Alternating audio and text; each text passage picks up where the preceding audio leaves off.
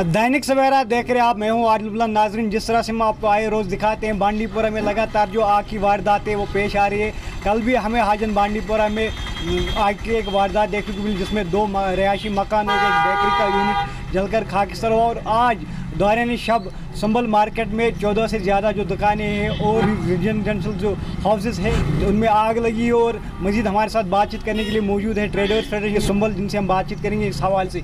आपका खैर मकदम नज़ीर साहब, आप बताएं जो आग की वारदात पेश आई, इस हवाले से बताएं। जी, ये आग कल रात के 1:30 बजे रोनुमा हुई यहाँ पे, लेकिन ये आग की सूरत में एक मैं बताऊंगा डिज़ास्टर था। तो इसे कंट्रोल करने में जो यहाँ के लोगों का योगदान रहा, यहाँ के लोकल्स का योगदान रहा, उन्होंने बड़ा अहम रोल निभाया यहाँ के लड़कों का। और साथ साथ ही में पुलिस भी टाइम पे यहाँ पे आ गई, जो हमारी JNK की पुलिस है, हमारे SHO साहब भी वो हमारे साथ शाना बशाना रहे इस कोशिश में कि इस आग को फर्दर आगे बढ़ने ना दिया जाए। और फायर ब्रिगेड्स भी टाइम पे पहुँचे। लेकिन बदकिस्मती है इसमें एक चीज़ कि जो हमारी यहाँ पे फायर ब्रिगेड है वो खाली एक ही हमारे पास गाड़ी है, जबकि बहुत सालों पहले हमारे यहाँ 3 गाड़ियाँ हुआ करती थी, उसे डिक्रीज़ करके 1 गाड़ी पर लाया गया है। और दिस इज़ वेरी अनफॉर्चुनेट कि आज के दौर में इसे इंक्रीज़ होना चाहिए था और ये डिक्रीज़ हुई है, जिसकी वजह से हमें जहाँ पर भी यहाँ कहीं आग लगती है तो हम इन मेन टाइम उसको फिर कंट्रोल नहीं कर पाते हैं। इसकी मेनली वजह यही है कि हमें यहाँ पर जो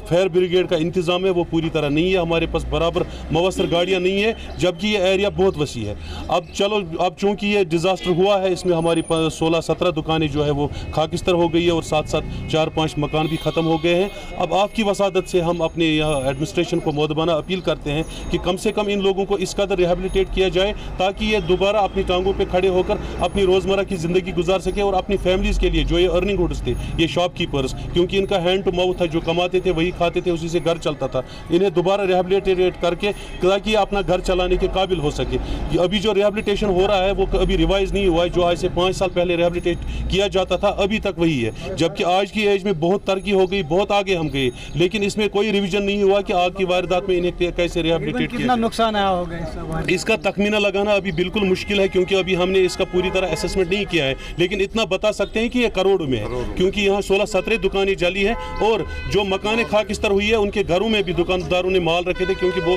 कुछ दुकानदार थे जो लोकली थे, उनके अकोमोडेशन यानी उनके घर भी जल गए और उनके घरों के साथ साथ उनके जो दुकान भी थे वो खाकिस्तर हो गए दोबारा आपकी वसादत से। और बार बार की तरफ से कोई असेसमेंट हुई किसी का? अभी मैं बेहद शुक्रगुजार हूँ अपने DC साहब का, वो खुद यहाँ पे आए, उन्होंने जायज़ा लिया और मीन टाइम उन्होंने जो इमीडिएट कुछ देना था अपनी तरफ से चेक वो उन्होंने दे दी और कुछ किट वगैरह भी दे दिए उन्होंने, जो उनका रेड क्रॉस की तरफ से होता है। और यहाँ पे हमारे लोकली एक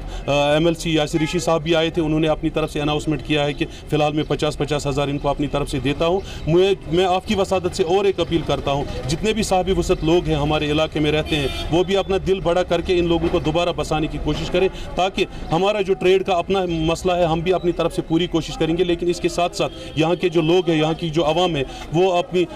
जज्बात का मुजाहरा इस तरह करें कि वो इन लोगों की मदद करें ताकि हम इन्हें दोबारा चलने फिरने और रोज़मर्रा की ज़िंदगी गुजारने के काबिल बना सके। शुक्रिया। तो थे हमारे साथ ट्रेडर्स फेडरेशन संबल नज़ीर अहमद रशीद साहब, जिनका यही कहना था कि जो उनके इलाके में जो फायर सर्विस का अमला है उसमें इजाफा होना चाहिए और लोगों से इसने यही गुजारिश की कि अली मामलात करे ताकि लोगों को मुसीबत में इस घड़ी में मदद मिल सके। आप देख रहे हैं दैनिक सवेरा, आदिल बांडीपुरा।